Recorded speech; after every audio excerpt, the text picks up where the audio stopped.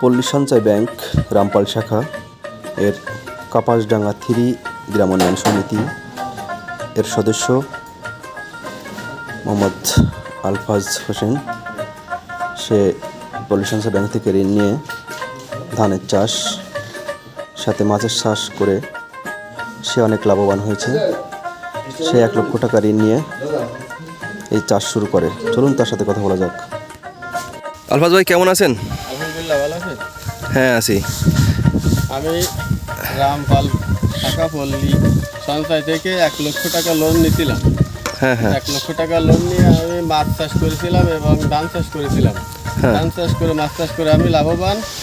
400 থেকে 500 মণ ধান উৎপাদন হয়েছে আমার জমি থেকে। আমি খুব লাভবান হয়েছি।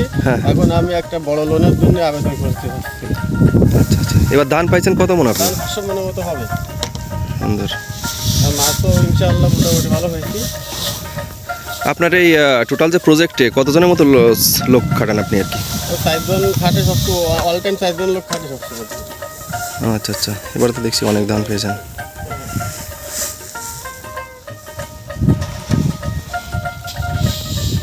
আচ্ছা, এবার ধানের বাজার মূল্য কেমন যাচ্ছে? 1400 টাকা করে বিক্রি করে দিচ্ছি। ও 1400 টাকা মন। আচ্ছা, ঠিক আছে, ধন্যবাদ।